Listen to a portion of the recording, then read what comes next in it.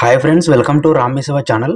So friends, Bajaj EMI కార్డును ఆన్లైన్లో ఎలా అప్లై చేసుకోవాలో ఈ వీడియోలో స్టెప్ బై స్టెప్ ప్రాసెస్ చెప్పబోతున్నాను. వీడియోని అయితే చివరి దాకా చూడండి.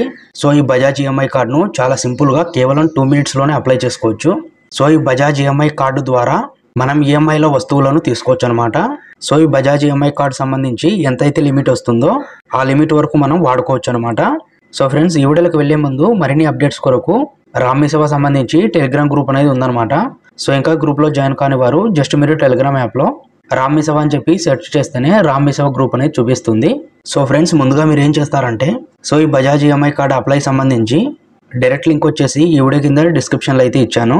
సో ఆ లింక్ను క్లిక్ చేసుకుంటే ఈ విధంగా మీకు చూపిస్తుంది. ఇక్కడ మీరు ఏం చేస్తారంటే మీ ఫోన్పేలో యూపీఐ ఐడి అనేది ఉంటుంది కదా, సో ఐడిని ఇక్కడ ఎంటర్ చేసి సబ్మిట్ అయితే చేసుకోండి. సో ఫ్రెండ్స్, నేను డిస్క్రిప్షన్లో ఇచ్చిన లింక్ ద్వారా ఇక్కడ యూపీఐ ఐడి ఎంటర్ చేసి మీరు ప్రాసెస్ చేస్తే కనుక మీకు బజాజ్ ఈఎంఐ కార్డు సంబంధించి అర్హత కలిగి ఉండి లిమిట్ అనేది చూపిస్తుంది కదా, అమౌంట్ లిమిట్ అనేది చూపిస్తుంది. సో ఆ విధంగా లిమిట్ చూపిస్తే కనుక మీరు ఈ లింక్ ద్వారా బజాజ్ కార్డుకి అప్లై చేసుకున్నందుకు మీకు 120 రూపీస్ అయితే యూపీఐ ఐడికి సెండ్ చేయడం జరుగుతుంది అనమాట. సో ఆ విధంగా కూడా మీకు బెనిఫిట్ అనేది ఉంటుంది. సో ఇక్కడ యూపీఐ ఐడి ఎంటర్ చేసి సబ్మిట్ చేసుకుంటే సో ఇలా మీకు బజాజ్ ఈఎంఐ కార్డు సంబంధించి మెయిన్ వెబ్సైట్ అయితే ఈ విధంగా ఓపెన్ అవుతుంది. సో ఇలా మనకు ఓపెన్ అవ్వడం అయితే జరుగుతుంది. సో ఇక్కడ మీరు ఏం చేస్తారంటే మీకు మెయిన్గా ఈ బజాజ్ ఈఎంఐ కార్డు అప్రూవ్ అవ్వాలంటే పాన్ కార్డు కలిగి ఉండి ఆ పాన్ కార్డు సంబంధించి సివిల్ స్కోర్ వచ్చేసి 700 నుండి 800 మధ్యలో అయితే ఉండాలన్నమాట.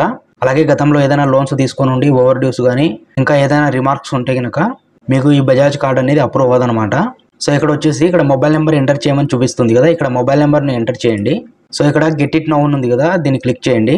నెక్స్ట్ మీరు ఎంటర్ చేసిన మొబైల్ నెంబర్కి ఓటీపీ అనేది వస్తుంది. ఆ ఓటీపీని ఇక్కడ ఎంటర్ చేయండి. నెక్స్ట్ ఇక్కడ సబ్మిట్ను క్లిక్ చేసుకుంటే నెక్స్ట్ ఇలా మీకు ఓపెన్ అవుతుంది. ఇక్కడ మీ ఫుల్ నేమ్ని ఎంటర్ చేయండి. మీ పాన్ కార్డులో ఏ విధంగా అయితే ఉందో ఆ విధంగా మీరు ఇక్కడ ఫుల్ నేమ్ని ఎంటర్ చేయాలి. సో నెక్స్ట్ ఇక్కడ ప్రాసెస్ అని క్లిక్ చేయండి. ఆ తర్వాత మీకు ఈ విధంగా అయితే ఓపెన్ అవుతుంది. సో ఇక్కడ వచ్చేసి పర్సనల్ డీటెయిల్స్ అనేది ఎంటర్ చేయాల్సి ఉంటుంది. ఇక్కడ మీ ఫుల్ నేమ్ను పాన్ కార్డులో ఉన్న విధంగా ఎంటర్ చేయండి. అలాగే డేట్ ఆఫ్ బర్త్ను కూడా పాన్ కార్డులో ఉన్న విధంగా ఇవ్వండి. అలాగే ఇక్కడ పాన్ నెంబర్ను ఇవ్వండి.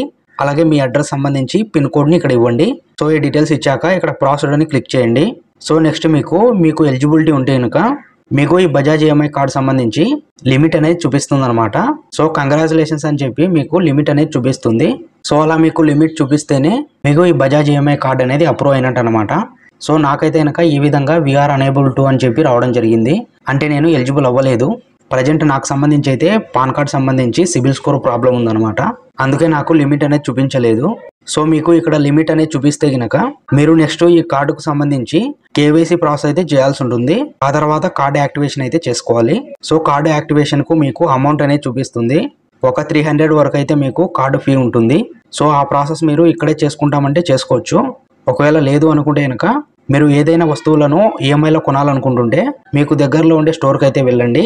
మొబైల్ కానీ, వాషింగ్ మిషన్ కానీ, ఫ్రిడ్జ్లు కానీ, టీవీలు కానీ ఏదైనా కానీ మీరు కొనాలనుకుంటున్న షాప్కి అయితే వెళ్ళండి. సో అక్కడైతే వారు ఈ బజాజ్ సంబంధించి అయితే ప్రాసెస్ కంప్లీట్ చేయడం జరుగుతుంది.